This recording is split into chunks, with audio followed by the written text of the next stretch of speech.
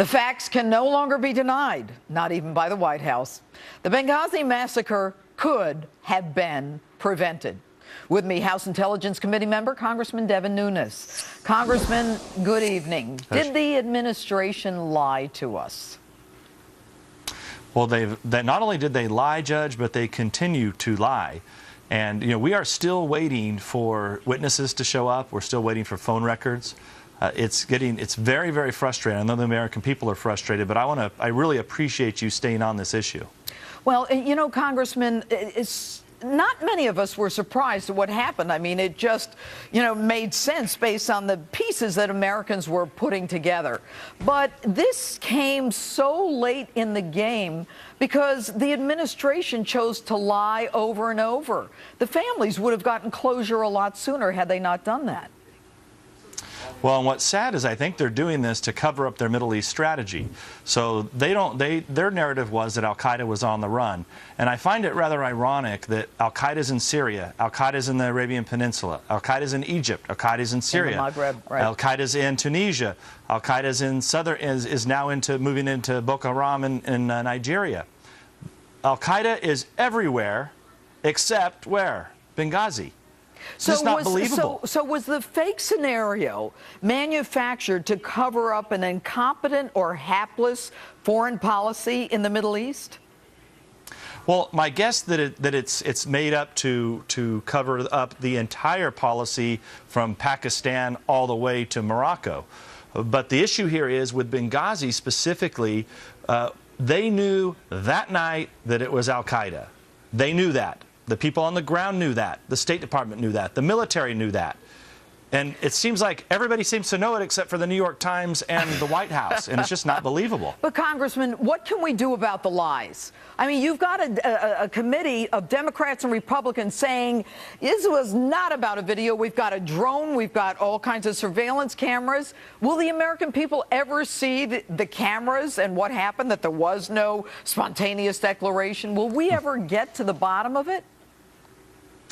We are slowly getting there, and remember what we have to do. We have to go to the administration, and we have to ask them for the videos. We have to ask them for the phone records. And what do you think the chances of that witnesses.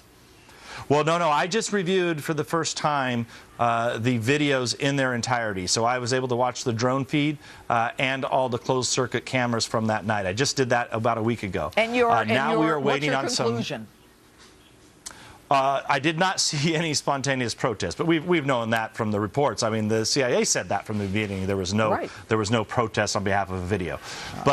But now we are still waiting for witnesses. We are waiting for key witnesses from both the military and the CIA that still need to come forward. We're still waiting for phone records. And Congressman, so it's very frustrating.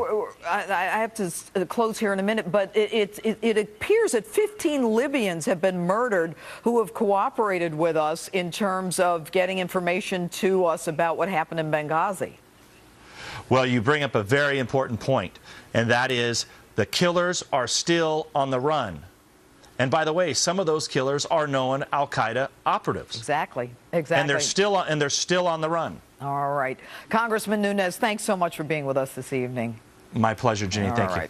And now moving on. Remember that investigation into the IRS targeting Obama's political enemies? Surprise, surprise, no charges are going to be filed. Republicans are outraged. Here's Congressman Jim Jordan. Now we learn it wasn't even the FBI doing the investigation. It's some lawyer in the Civil Rights Division, who gave $6,000 to the Obama campaign, and they tell us, oh, no one's been criminally responsible. No one did anything wrong here. It is just an outrage and a joke of an investigation. So is he right? And will this administration ever hold anyone accountable for anything? With me, Republican strategist Tony Sayegh and Democratic strategist Joe Trippi, both Fox News contributors. Good evening, gentlemen. Joe, last week I criticized the appointment of a hate crimes prosecutor, who Jordan was just referring to as a civil rights prosecutor, who's an Obama devotee for investigating the IRS debacle. This week it's over. What happened? Well, they didn't say it's over. They've said there's no reason yet that they don't see any laws that have been broken, and that they don't intend yet to bring any charges if no laws have been broken, which they say have not happened. All these groups the terms that were looked at were progressive, health care reform, Tea Party. It went beyond just Tea Party and conservative groups that ran into this problem with the IRS, and it's not clear. It's becoming clear that there was no law that was broken. Joe, are you concerned that there was a disproportionate number of Tea Party conservatives compared to the other groups? I mean, there's no question that there were a couple of progressive liberal groups that were looked at, but it's disproportionate, was it not? Well, it was disproportionate for a couple reasons. I mean, like they were doing the same thing to marijuana reform groups, medical marijuana groups.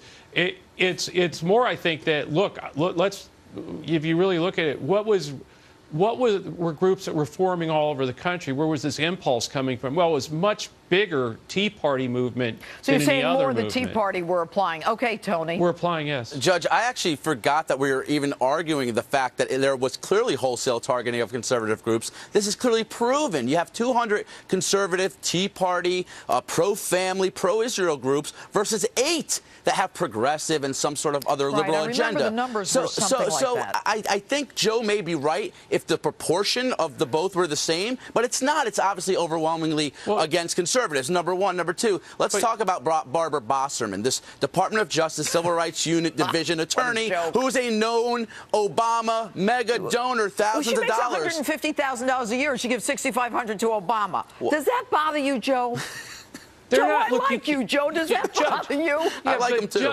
But Judge, you know this. You know that they can't look at who they can't look at political contributions of who they're assigning to cases. Joe, are you kidding? You don't think there's someone in the White House or on the campaign committee who's going to Google and find out what this person did? That's too easy. I'm asking you as a judge, would you do that? No, I wouldn't do it as a judge, but I'm not running for office. But let's go further. I'm not a politician. But let's go further into what Joe said. Hold on, guys. Hold on. Go ahead, Tony. Okay, let's go back to what Joe said. So Joe said that, no, she didn't say there's no criminal charges yet. Yes, she did. This has been leaked in the Wall Street Journal. And the irony is they haven't even concluded the report, number one. Number two, she's not interviewed anybody. The whole How thing could is you crazy. conclude this without interviewing here's the thing. victims? I like Jim Comey, who's the head of the FBI. I mean, he is an honorable guy. What the hell is he doing putting someone from the hate crimes unit to involve the to do an investigation of the IRS when the FBI hasn't even spoken to any of the victims? But you know what? Let's go on. I want you, Joe, this is a clip of then Senator Obama talking about spying on Americans. This administration also puts forward a false choice between the liberties we cherish and the security we provide. I will provide our intelligence and law enforcement agencies with the tools they need to track and take out the terrorists without undermining our Constitution and our freedom. That means no more illegal wiretapping of American citizens. All right. We know he lied about health care. The Senate committee now says Benghazi was preventable. And when he allowed Clapper to perjure himself and say we don't spy on Americans, I think he allowed another lie or perjury to occur. I mean, is he lying about this too? The NSA stuff, Joe? No, look, I think the fact is, as president, you've got to balance national security and privacy. And I don't think there's any way any president can win on this right now. No matter how much you try to modify what's going on, that puts national security at risk, and on the right, you're going to get attacked for that. Yeah, but and on the left, there's people like me who still, on the left, you get attacked because any changes he made, I mean, come on, they were ridiculous in terms of actually doing anything to change that's why I like it. Tony, privacy. Add to that. He's actually being defended by the right. A lot of the former Bush guys who he criticized are coming out and sticking up for him. His problem is, as Joe points out, within his own party and the public, 70% of the American people are against this whole telephone program. And also in his party, he had 111 congressmen, Judge, Democratic congressmen, out of 194, vote for an amendment to basically defund the NSA because of what happened in the Ed Snowden situation. And you know what? what? If it weren't for Snowden, I got to tell you, we wouldn't know any of this stuff, and yet they hunted him down like a dog. Anyway, Joe Trippi, Tony Sayegh, thanks so much for being with us tonight. Thanks. Great to see you, Good Joe. to be with All right. you. And coming up, you demanded it. More on the vulnerability of America's power grid.